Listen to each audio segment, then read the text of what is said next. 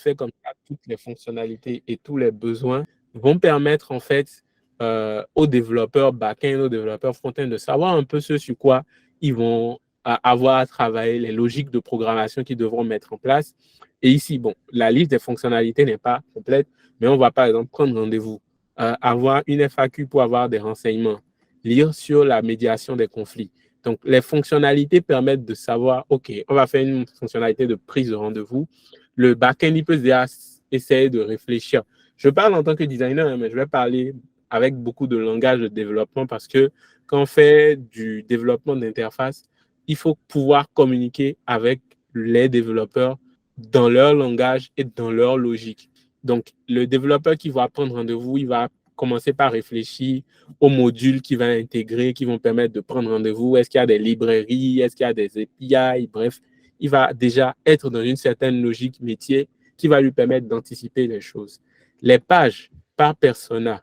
Donc, il y a les pages qui sont communes à tous les personas et il y a les pages qui sont spécifiques à chaque persona. On voit qu'on a fait une page d'accueil, une page d'événement agenda, une page blog et une page qui décrit les articles, une page newsletter, une page appel projet, une page, bref, toutes les pages qui sont communes à tous les personas, on les liste. Les pages qui sont spécifiques à chaque persona, on les liste aussi. Et en fait, ça permet tout de suite, quand on est front-end, de savoir, OK, j'aurais à intégrer 1, 2, 3, 4, 5, 6, 7, 8, 9. Enfin, on sait le nombre de pages qu'on pourrait intégrer de façon globale. Et ça permet aussi d'évaluer la charge de travail. La deuxième chose qu'on va faire, c'est décider la techno front-end que les développeurs vont utiliser pour intégrer le site. Et en fait, lorsqu'on arrive à partir sur des techno front-end qui ont des librairies qui existent, ça facilite le travail tant dans l'intégration que du designer. Pour ce projet, nous, on a décidé d'aller sur une librairie, il ne faut pas que j'oublie son nom. Oh là là, pourquoi j'oublie son nom tout d'un coup? Non, c'était pas Vue, mais c'est une librairie qui existe là, un peu comme Bootstrap, mais c'est beaucoup plus fourni. Tailwind. Donc, Tailwind. ouais, Tailwind CSS. On a décidé d'aller sur Tailwind CSS. Et ce qui est super intéressant avec Tailwind CSS, c'est que non seulement ils ont une librairie développeur. Donc ici, si vous regardez dans la démo, ils ont une librairie développeur qui permet de faciliter l'intégration parce qu'il y a juste des classes à mettre dans le code pour avoir un résultat. Mais ils ont créé la librairie, en fait, aussi dans Figma. Donc, tout ce qui est possible à coder, dont les blocs de code existent déjà, il y a déjà des librairies Figma qui existent et qui reprennent les mêmes éléments. Donc, vous ne faites pas un travail à partir de zéro. Vous faites un travail à partir de quelque chose. Vous savez comment le composant que vous allez designer réagit lorsqu'il est en version mobile, lorsqu'il est en version desktop. Et franchement, tant pour le développeur que pour vous, designer, ça facilite énormément la vie. Ici, on est du côté, je vais dire, développeur de Tailwind. On voit comment le sizing fonctionne, on voit comment les couleurs fonctionnent, on voit comment la typographie fonctionne, on voit comment les shadows, les ombres, on voit comment les ombres fonctionnent. On voit comment les ombres fonctionnent, on voit les templates. Lorsque je veux un thème simple, je veux être sur une taille IS, bon, là c'est le component. Lorsque je veux le même élément, mais que ce soit plus playful, élégant, en fait, ça permet vraiment d'avoir une variation de propositions à partir d'un même bloc de code que le développeur n'aura pas à coder à partir de zéro.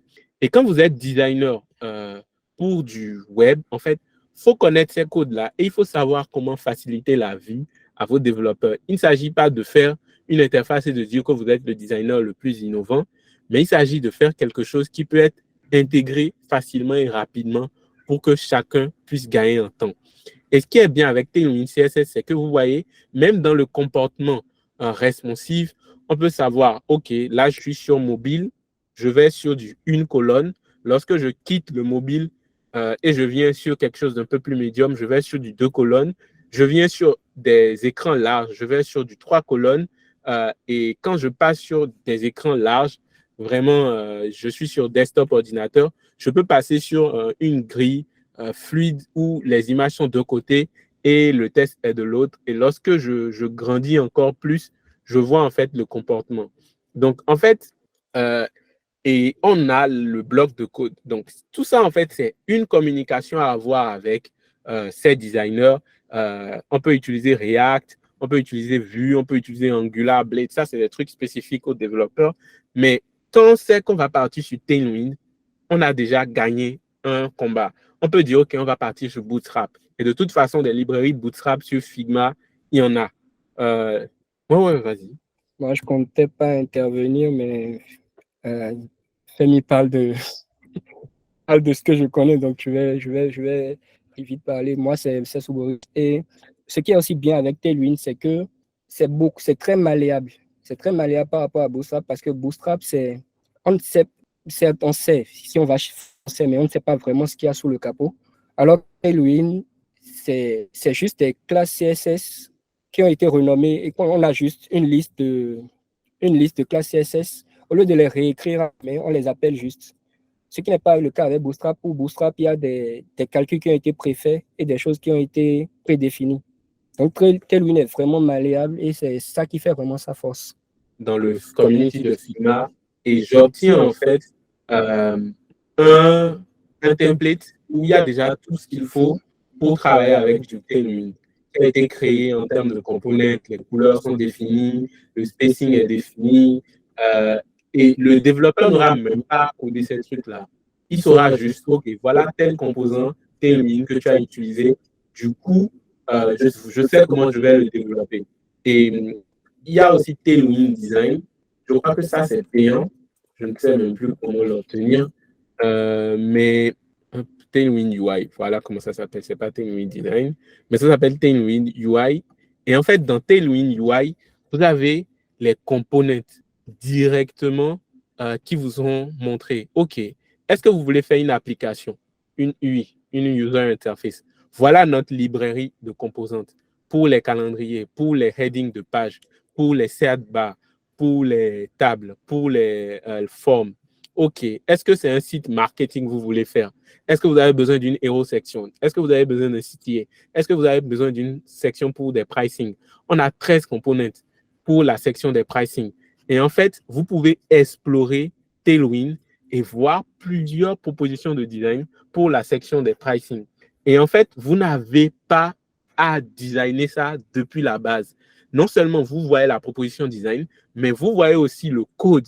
C'est payant. Pour le projet de la CCI, nous avons acheté Tailwind et nous avons eu non seulement ici, on peut reproduire ces éléments que vous voyez, on peut les reproduire en tant que designer lorsqu'on sait le faire. Tu peux décider de le reproduire et puisque tu n'as pas à recréer l'élément from scratch, c'est plutôt facile. Mais il y a aussi un fichier Figma Tailwind que vous pouvez acheter qui permet d'avoir tous ces composantes-là déjà de base.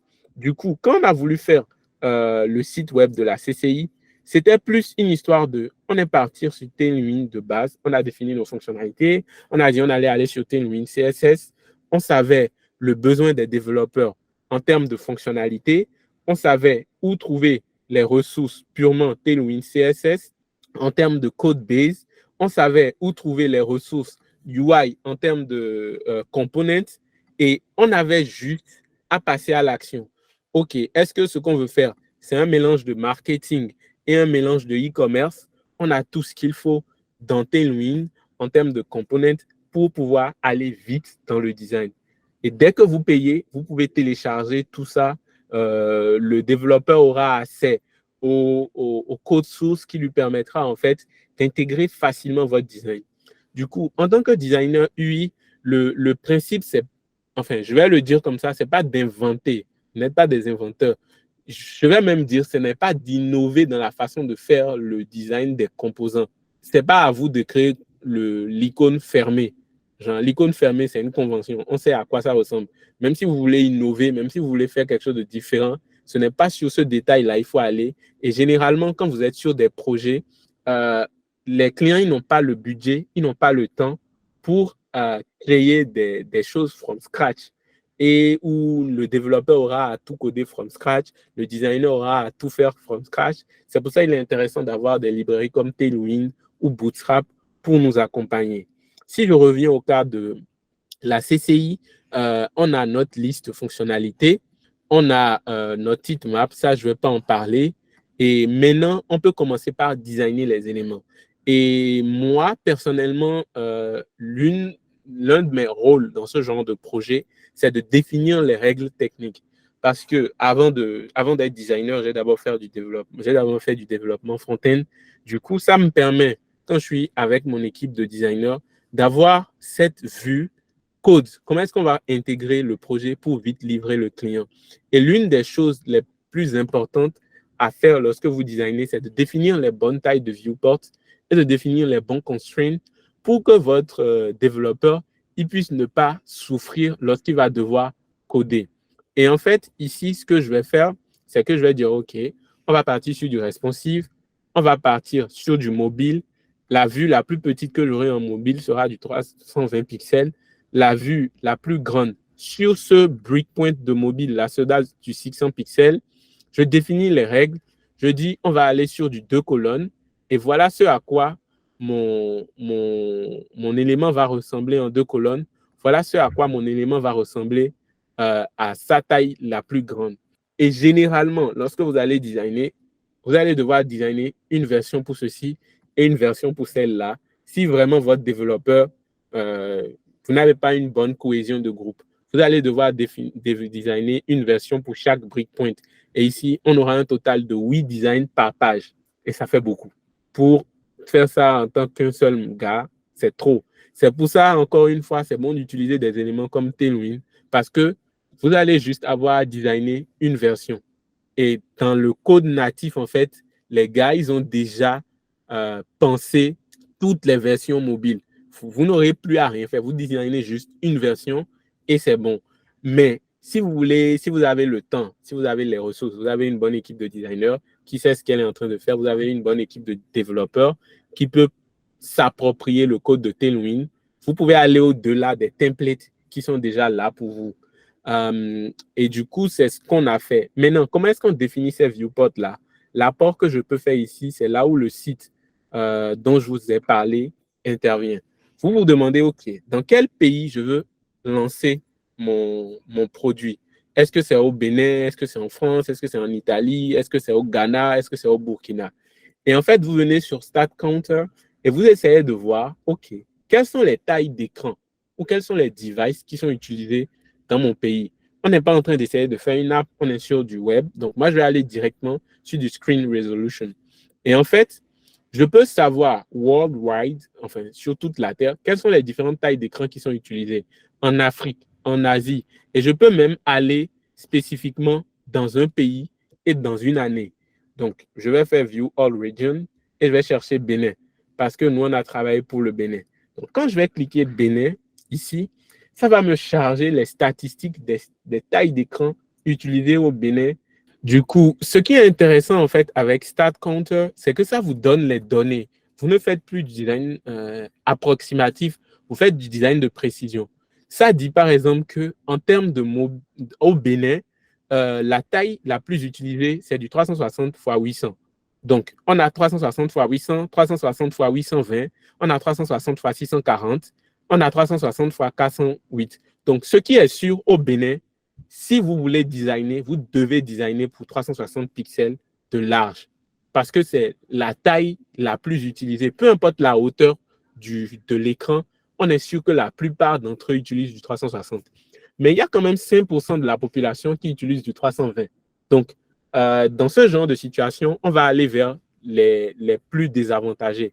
Ça veut dire que si tu prends comme taille d'écran la plus petite au Bénin, 320 pixels, tu es bon pour la plupart des mobiles. Tu es sûr que tu ne vas pas te tromper. Et en fait, tu te rends compte que 1366 est la taille la plus standard en termes de desktop. Mais ça, en fait, c'est lorsque tu regardes toutes les plateformes. Tu peux aller de façon beaucoup plus spécifique et regarder uniquement les mobiles. Comment est-ce que les mobiles sont répartis? Et en fait, ça va encore te donner les statistiques d'usage, de taille d'écran pour les mobiles au Bénin. Tu peux aller voir les desktops, les ordis, et tu vas voir la taille des ordis le plus utilisé au Bénin.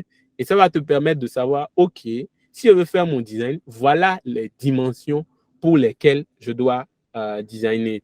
Ce serait un peu dur d'expliquer spécifiquement comment j'ai défini les contraintes des viewports ici parce qu'il y a beaucoup de détails que j'ai pris en compte et c'est assez technique, c'est assez verbeux. On va se mettre à compter des pixels, à faire des mathématiques et ce n'est pas généralement la tasse de tout le monde.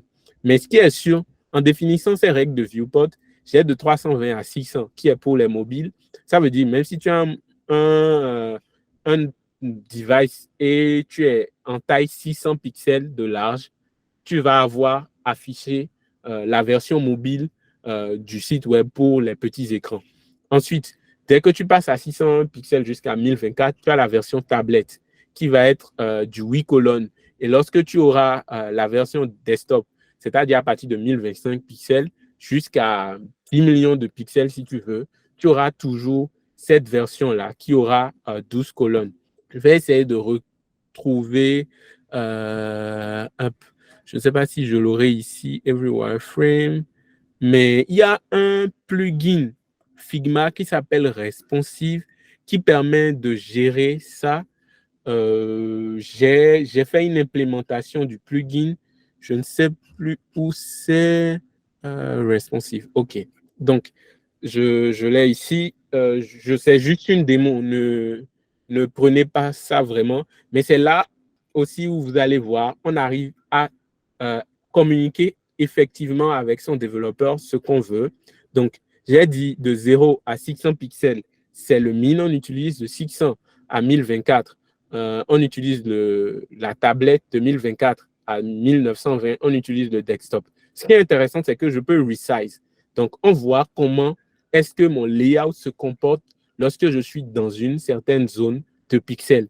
Lorsque je descends et j'arrive en dessous de 1024, mon élément, il change. Et je passe de 12 colonnes à 8 colonnes. Et en fait, on dit une image vaut mieux que 1000 mots. Donc, non seulement vous communiquez à votre développeur les contraintes techniques, mais vous lui montrez aussi le comportement. Donc, vous voyez là, je passe de 8 colonnes à 2 colonnes. Et ça, c'est fait grâce aux components. Et ça permet aux développeurs de voir comment est-ce que le site web se comporte lorsqu'on passe d'une taille d'écran à une autre. Et enfin, si vous avez le temps, si vous avez les ressources, vous pouvez le faire au moins sur une page du site web. C'est-à-dire essayer de créer la même chose sur la page d'accueil. Faire la version desktop, faire la version tablette et faire la version mobile. Mais lorsqu'on utilise des choses comme Tailwind, ça n'a pas vraiment d'intérêt. Ça vous fait perdre du temps. C'est vraiment trop de détails. Il faut vraiment que votre développeur il soit vraiment débutant ou que vous soyez sur des sites très particuliers qui ont des designs très personnalisés pour aller sur ce genre de détails. Enfin, c'est vraiment si vous êtes maniaque. Et parfois, il peut arriver que je le sois sur certains éléments. Du coup, c'est à partir de ce moment que nous, on va se mettre à designer. Et en termes de design, bon, ce n'était pas l'objectif de ce call, mais on aura beaucoup de stades de développement. Il y aura d'abord les UX designers qui vont faire leur travail. Ils vont faire les versions UX du site. Il n'y a pas de couleur, il n'y a que les fonctions et il n'y a qu'une réflexion utilitaire. Donc, quand je parle de réflexion utilitaire, c'est qu'au niveau du UX, on va dire, OK, ici, je prends par exemple ce composant, on a la nature de l'événement. Est-ce que c'est physique, en ligne? Ensuite, on a titre de l'événement, on a date, on a lieu, on a bouton participation. Donc, en fait, le UX designer va venir réfléchir chaque composante dans son rôle utilitaire. Et une fois que le UX designer a fait ça, il va aussi penser les parcours. Quand on va venir sur la page, on a un carrousel. Le carrousel répond à tel besoin qu'on a identifié, de tel persona et de telle façon. Et en fait, le UX designer va faire ça pour toutes les pages du site web. Donc, on aura plusieurs pages du site web où le UX designer va venir mettre du contenu en niveau de gris. Lui, il ne va pas du tout pencher sur l'aspect esthétique. Il va juste mettre des blocs d'éléments et définir des parcours utilisateurs. Une fois que le UX développeur a fini de faire ça, on va venir sur la partie UI où le UI designer va venir mettre en avant tout ce que le UX a fait en mettant les couleurs, les images. Et ça, je vais appeler ça le niveau 1 de notre design parce que ici, par exemple, le UI designer, quand il a intégré, il n'a pas respecté les règles de responsive que j'ai promulguées parce que si je mesure la taille de cet élément-là, il fait 1300 pixels. Et 1300 pixels, c'est généralement trop grand pour... enfin, c'est pas que c'est trop grand, mais la plupart des écrans, c'est 1280 pixels. Et si vous avez vos blocs d'éléments qui font 1300 pixels, c'est un peu trop grand. Il faut que ce soit plus petit, il faut que ce soit déjà au-dessus de 1280. Donc, il faut que ce soit peut-être 1200. Donc, ça veut dire que tout ce site-là, il faudra le redesigner pour qu'il tienne dans 1200 pixels. Et ça, c'est le genre de détail qu'on va venir finaliser dans le site final. Ici, je vais montrer un exemple. Le développeur avait déjà codé le site web avec les 1300 pixels de large, ce qui fait que les composantes étaient très, très grands et ça ne s'affichait bien que sur des ordinateurs qui ont une très grande taille d'écran, Mac ou ordinateur desktop avec une bonne qualité d'écran, ce que la plupart des utilisateurs n'ont pas. Et en fait, moi, en tant que chef de projet, je vais venir et vais dire non, ici vous avez fait une erreur de viewport, il faudra ramener tout dans le bon viewport. Et si je mesure la taille, par exemple, ici, on va faire le test, on a quelque chose qui tient sur 992 pixels. Donc, on est passé de 1300 pixels à quelque chose qui tient sur 992 pour les mêmes éléments. Et ce sera ça qui sera codé dans la version finale du site web de la CCI où, en fait, le tout va tenir dans ce canevas qu'on a fixé. Les développeurs vont avoir à réajuster. Et voilà, en fait, ce que je peux dire sur les réflexes à avoir lorsqu'on veut designer un site web, lorsqu'on est vraiment sur la partie site web, afficher de l'information sur différentes tailles d'écran. Premier niveau, c'est déjà savoir les personas et les fonctionnalités ou les features dont ces personas ont besoin pour chaque page, les tâches à accomplir par l'utilisateur pour chaque page. Ça, c'est la première étape. La deuxième étape, c'est d'utiliser de vraies données. Il ne faut pas faire le magicien, il ne faut pas inventer. Il faut aller regarder pour quel pays je suis en train de travailler, quels sont les viewports et définir les bons viewports pour les pays. C'est vrai qu'il y a des standards et lorsque vous suivez les standards, ça vous met à l'abri partout dans le monde. Mais bon, c'était le site web de la CCI et il était bon de comprendre pour le Bénin ce qu'il y a. Et lorsque vous avez ce genre d'approche aussi, lorsque votre client vient vous parler de ses goûts préférentiels, vous pouvez lui contre-argumenter avec des données. Ce ne sera pas « moi, j'aime pas trop quand c'est comme ça ». Regarde, c'est pas moi qui le dis, c'est les données qui le disent. En anglais, on dit it's back with data. Genre, c'est soutenu par de la donnée. C'est soutenu par de la donnée. Et ensuite, une fois que vous avez défini ces règles-là, vous vous entendez avec votre développeur sur quel techno vous partez. Est-ce que vous allez faire du from scratch? C'est vous avez la ressource en développement, la ressource humaine, le nombre de développeurs qu'il faut. La ressource, elle est compétente. Donc, vous voulez faire du from scratch. Donc, vous allez sur du from scratch. Non, vous ne voulez pas faire du from scratch. Vous voulez partir sur de l'existant. Vous allez sur Tailwind. Vous allez sur Bootstrap. Par contre, l'erreur qu'il ne faut pas faire, c'est de juste aller chercher des choses dans le community parce que c'est joli et d'aller designer ça comme ça. Il faut souvent partir de l'approche technologique, à moins que ce soit du show pour votre portfolio personnel. Si ça va être intégré, entendez-vous avec le développeur. Si votre développeur, c'est Bootstrap, il sait utiliser, si vous pouvez rester dans Bootstrap, restez dans Bootstrap pour lui. Parce qu'à la fin de la journée, il faut, moi, ce que je dis à la fin de la journée, il faut faire avec les moyens qu'on a et rendre quelque chose qui fonctionne et qui permet à l'utilisateur final d'accomplir le but ou l'objectif pour lequel il est venu sur votre site web. Donc, voilà. J'ai promis qu'aujourd'hui, on va faire court. Donc, je ne vais pas parler longtemps dans la partie talk. Je voulais montrer un projet concret qui a été développé. Faut dire que ce projet, c'est 15 mois de travail.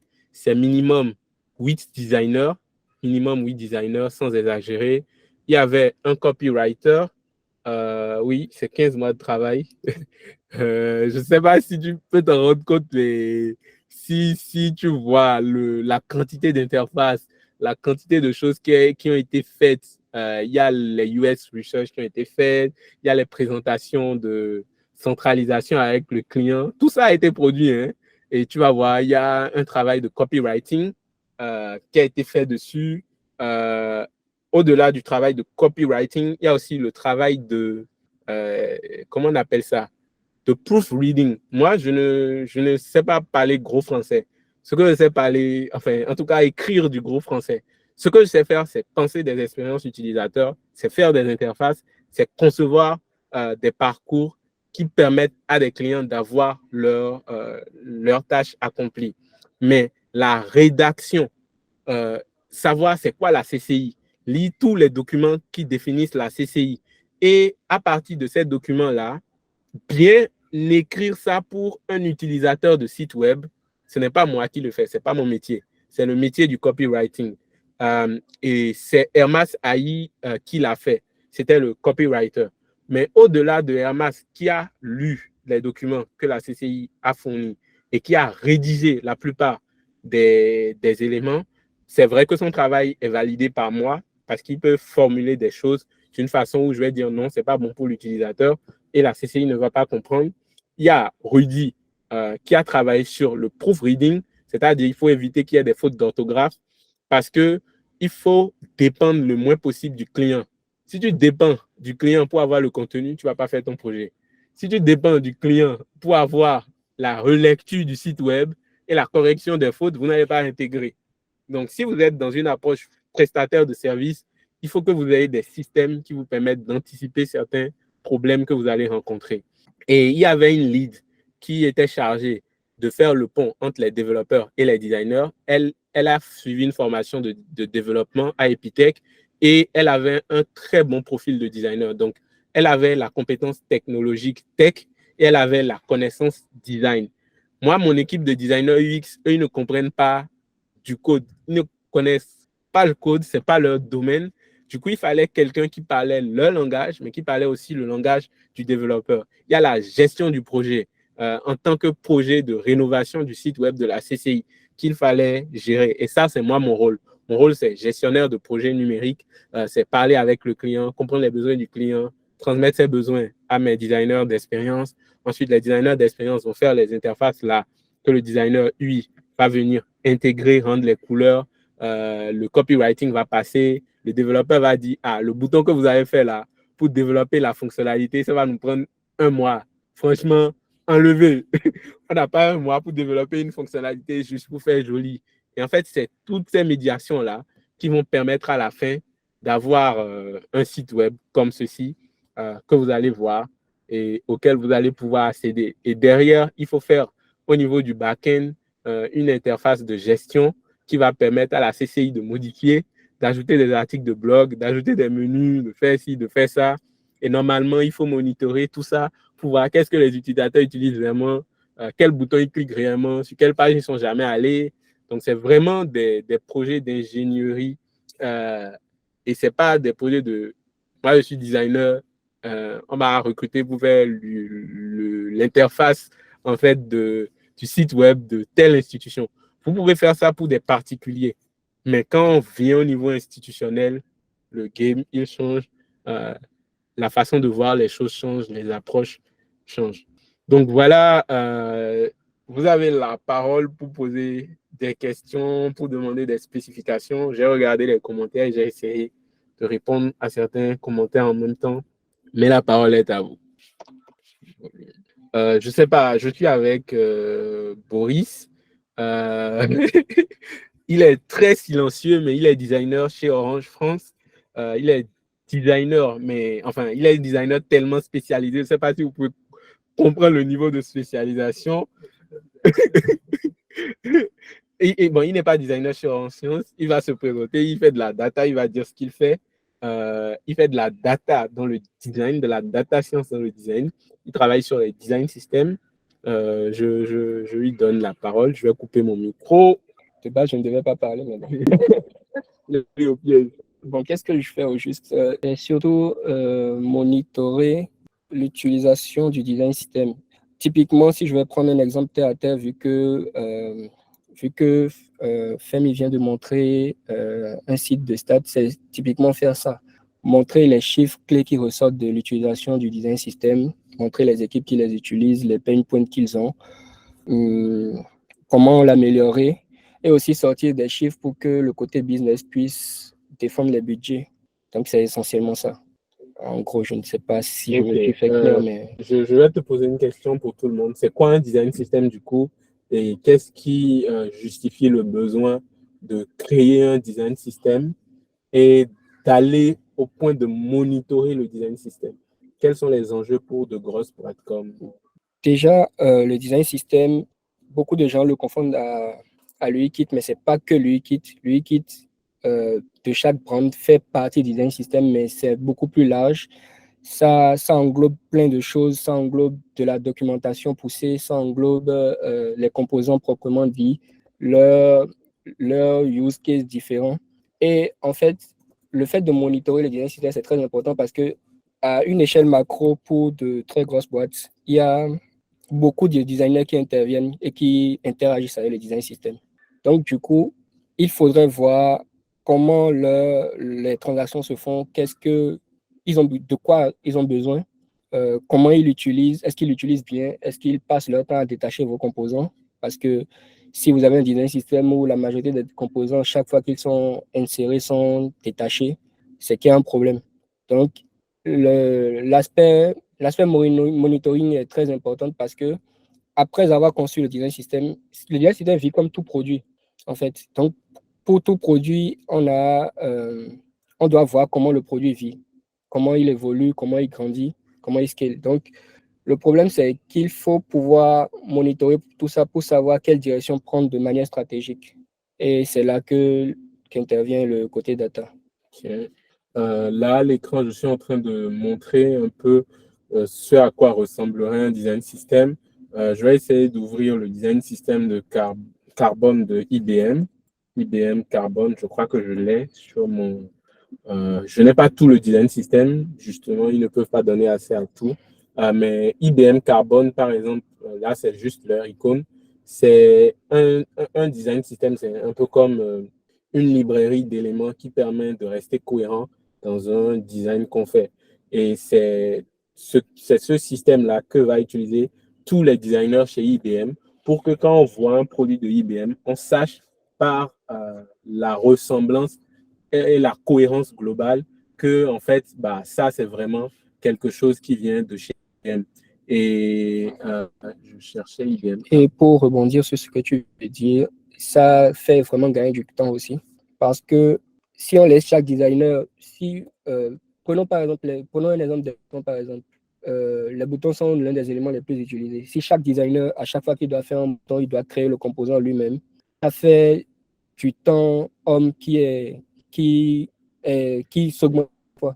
Or, si le design system existe, ils importent juste la librairie, ils font un drag and drop, et ils ont leur bouton. C'est la même chose pour les développeurs aussi. Quand le design system est fait, côté design, il y a l'implémentation qui est faite et ils n'ont qu'à importer la librairie et à appuyer les boutons comme on le fait avec Tailwind, Bootstrap et autres. Donc, ça va très vite.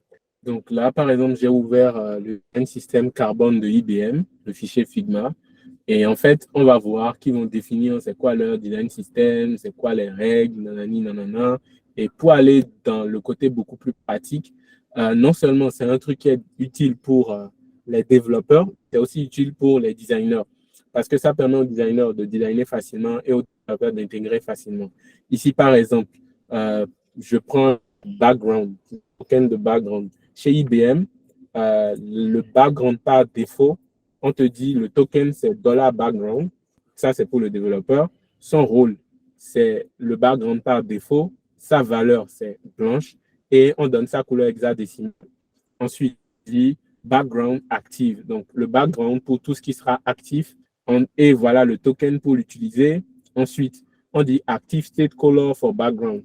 Donc, tous les states, enfin, ça c'est dans l'usage ou dans la création d'applis ou de produits numériques, mais dans tous les states qui sont besoin d'un background, il faudra que ce soit du gray, et voilà le code hexadécimal. Et en fait, ils vont faire ça pour toutes les couleurs qui peuvent être utilisées. Ils vont faire ça pour tous les effets qui peuvent être utilisés lorsqu'on aura besoin d'un box, lorsque le box il est focus, il est outer, bref, ils vont faire ça pour tout ce qui est imaginable dans la création d'une interface. Et c'est vraiment, vraiment, vraiment un travail. Et en gros, le boulot de Boris sera donc de monitorer tout ça et de s'assurer que est-ce que ce component-là, il a utilisé, je ne sais pas, 1 million de fois par jour ou est-ce qu'il a utilisé 10 fois? Est-ce que lorsque les gens prennent ce component et le créent, est-ce qu'ils viennent ici et ils font détache instance? Parce qu'il faut comprendre pourquoi les gens détachent le composant de son origine. Quel est le besoin d'usage qui fait qu'ils se disent, bah, le composant là, il est inutile, je préfère le détacher pour faire ce que j'ai à faire. Donc voilà en fait le boulot de Boris.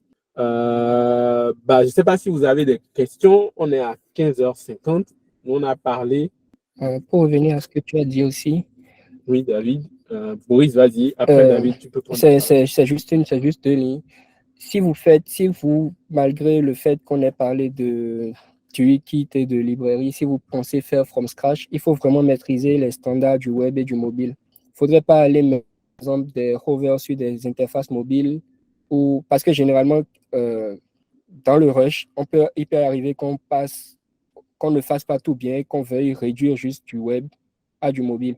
Mais en faisant ça, des fois, on garde les états hover, par exemple, dans l'intégration mobile, et ça n'existe pas dans le mobile. Donc, il faudrait connaître les standards du web et du mobile et savoir quoi utiliser quand. Oui, David, tu voulais prendre la parole. Boris, tu peux couper ton micro comme ça. Ok, merci beaucoup Boris et Olafemi. Moi, je voulais savoir, c'est quoi le design token? Moi, je suis débutant dans tout ça. Donc je voulais juste demander.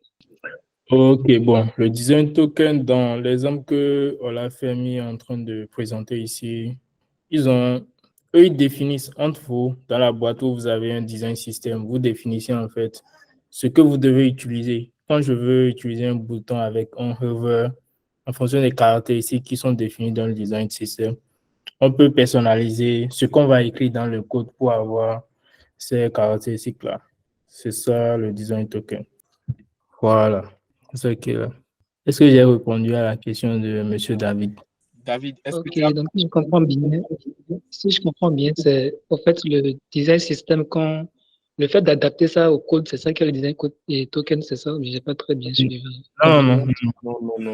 Je vais faire un exemple simple. Hop, je crée un rectangle. Tu vois, là, j'ai créé un rectangle. Le rectangle, il a une couleur. Et sa couleur, c'est ici. T9, machin, truc. Tu vois. En gros, si quelqu'un veut coder ce rectangle, je vais dans prototype, non, je vais dans inspect. Il devra écrire cet ensemble de code. Je ne sais pas si tu vois.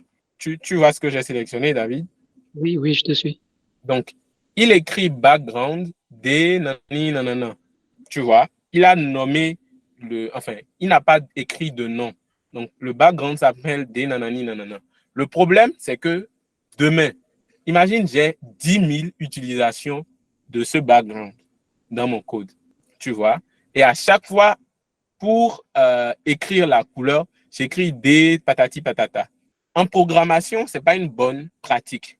Parce que le jour où tu as 10 000 fois utilisé ton background et que tu dois changer la couleur de D nanani nanana là, à, je ne sais pas, je vais mettre une autre couleur, à F, inspect, non, avant de faire ça, je vais juste faire commande Z 2 fois.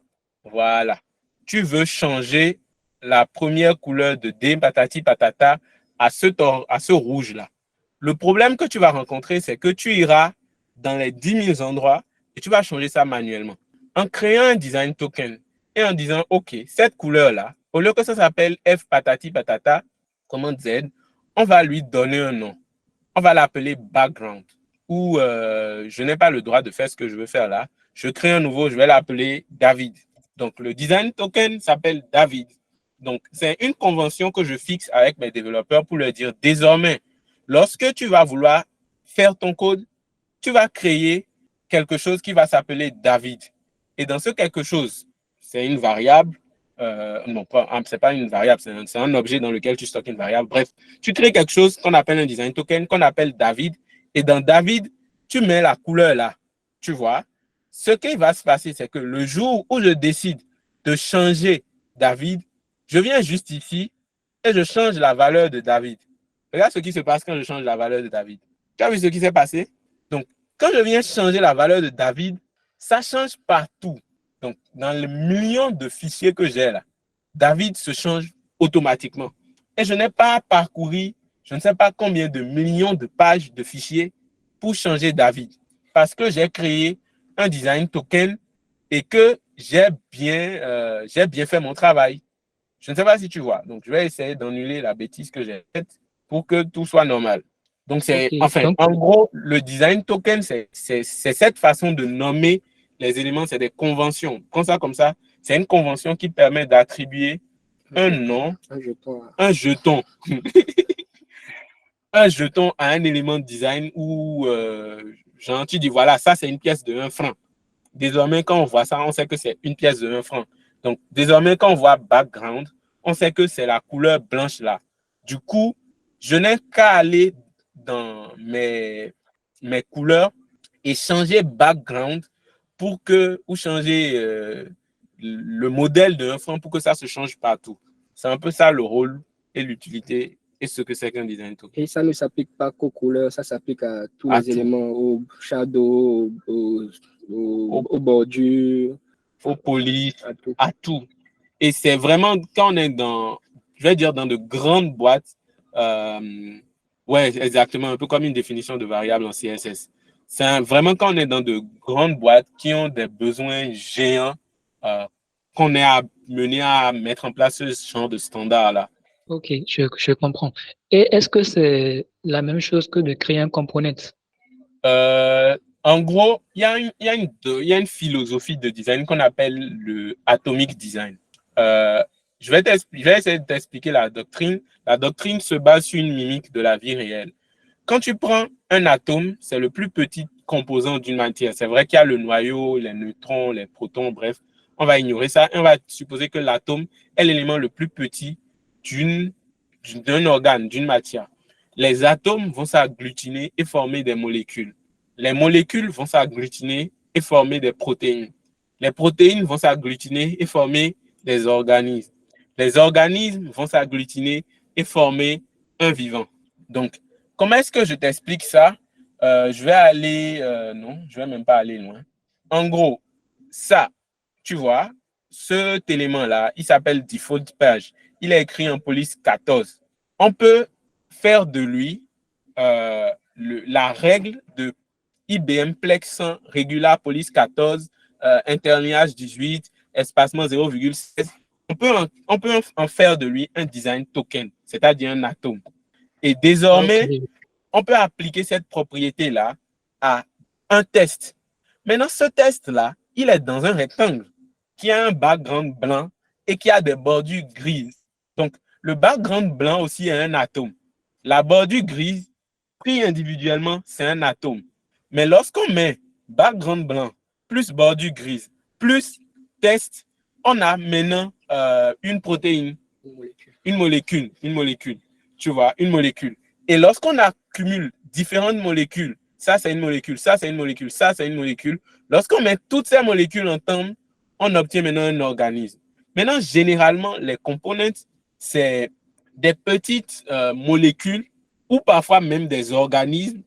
Parfois, c'est pas bon. Des atomes, c'est pas bon de créer un component atome. Tu peux juste créer des rôles pour ça. Mais en gros, les components, c'est vraiment des molécules que tu peux appeler. Donc, je vais dans l'asset library, je vais dans about et je prends ça, image. Je le tire et je le glisse. Voilà, je viens de créer. Ça, c'est un component qui a été créé par... les boutons. Je prends un bouton. Voilà, bouton, voilà. Ça, je vais aller dans une autre page pour que ça ne t'influence pas. Donc, je suis dans cette page, j'ai besoin d'un bouton. Donc, je vais dans ma librairie de components et je tire le bouton. Tu vois, ça, je viens de créer un bouton. Mais c'est parce que le bouton là est dans le design system et les gens qui ont fait le design system ont créé toutes les variations possibles de boutons qu'on peut être amené à imaginer et ont créé un component pour que moi, je puisse juste appeler ce component là. Et maintenant, ce bouton là, je peux maintenant le modifier. Je peux décider de lui mettre une icône ou pas. Je peux décider qu'il soit hover. Je peux décider qu'il soit small. Bref, je peux décider plein de choses parce que j'ai le component bouton que j'ai invoqué. Et ce component bouton-là, pour le voir et comprendre ce qu'il fait ou d'où il vient, voilà d'où il vient. Et voilà toutes les variations possibles qu'on a créées pour que toi, tu aies ce component-là. Et ça t'aurait pris beaucoup de temps à le faire tout seul. Et ça aurait pris vraiment beaucoup de temps à faire tout seul. Donc, c'est de l'optimisation, en fait, des process design. De design. Ok, super, c'est compris. Merci beaucoup. Je t'en prie. Je vais te demander, est-ce que vous avez des suggestions de thèmes pour la prochaine séance? Bon, déjà, si on pouvait aborder aussi le côté UX aussi, ça serait bien. Et après, maintenant, on voit les spécificités dans lui aussi. Ok. Parler un peu d'UX, voir des spécificités d'UX. Je prends note. D'accord. Je prends note. Mais je vais aussi préciser quelque chose. Il y a des spécialistes de design system. Et il faut avoir la chance d'être dans une entreprise qui a une taille assez grande pour avoir la nécessité d'usage d'un design system. Ça ne servirait pas à grand-chose de commencer sa carrière de designer UI en disant qu'on veut être designer de design system. Surtout dans notre contexte au Bénin. Il n'y a pas beaucoup de boîtes qui définissent, qui créent leur design. Peut-être que ça change maintenant, mais à l'époque, moi, je ne connaissais pas beaucoup de design system au Bénin. Et le design system est utile si dans la boîte, c'est vous qui créez les produits. Je ne sais pas. Si, en fait, on a beaucoup de boîtes de services au Bénin qui prennent des projets d'autres boîtes. Donc, chaque boîte a son brand à lui. Là, le design system de la boîte en elle-même n'est pas utile. Mais si tu as une boîte à toi, je ne sais pas, je prends l'exemple d'Orange, où je crée mes produits à moi-même, je ne suis pas prestataire de service, là, c'est utile. Donc, si vous faites de la prestation de service, ça ne vous servira pas à grand-chose de créer un design system par client. Je ne vois même pas. Et ouais, si vous faites de la prestation de service, c'est souvent même le client qui vous donne son design system et vous travaillez avec. C'est pas à vous de créer en fait ces design system. Du coup, si vous commencez en UI, commencez par le classique. L'exercice classique, c'est d'apprendre à reproduire les interfaces qu'on voit, c'est lire des articles pour comprendre les règles, pourquoi la taille de police généralement, on doit utiliser une taille de police 16, pourquoi Roboto c'est 16 en taille de police, en body, pourquoi c'est 14 je sais pas, un label, bref, c'est pas des règles fixes, mais il y a généralement des règles. C'est quoi Atomic Design, par exemple? Comprendre en fait les principes, les grands principes derrière le UI design et apprendre à acquérir la capacité mécanique de produire des interfaces en reproduisant des interfaces. Oui, et après avoir fait ce que Femi vient de dire, moi, si vous voulez le faire sous Figma, il y a des notions qui sont incontournables. Il faut tout faire pour maîtriser tout ce qui est autour des composants et des variantes et de maîtriser l'auto-layout. L'auto-layout, c'est essentiel actuellement. C'est la base de toutes les pages faites en Figma. Donc, il faut maîtriser les concepts d'auto-layout, les concepts de contraintes. Ça va créer des styles. Il y a des bases à maîtriser parce que je peux voir une interface et la reproduire et ce ne sera pas du tout clean, en fait. La reproduire avec des frames dans tous les sens, ça ne sert à rien. Certes, au début, on commence comme ça, mais il y a des concepts qu'il faut vraiment maîtriser. L'auto-layout, c'est très important. Les composants, les variantes, les nested, les variantes imbriquées, ça c'est un peu plus loin, mais les variantes en elles-mêmes, comment ça marche, c'est très important aussi. Et à la rigueur, lorsqu'on évolue un peu, maîtriser le prototypage. Je pense qu'avec les trois là, variantes, auto-layout et prototypage, vous pourrez déjà commencer à avoir des marchés pas mal. Donc voilà, on a fait le tour. Je vous remercie d'avoir répondu présent, comme d'habitude, à notre rendez-vous hebdomadaire. Et j'espère vous voir le samedi prochain. j'essayerai et je ferai tout pour toujours être là, en tout cas jusqu'à ce qu'on passe les 20 premières sessions. Et ce sera vous qui allez décider les sujets sur lesquels on va parler. Donc, la prochaine fois, on parlera d'expérience utilisateur. Et sur ce, je vous dirai à la prochaine.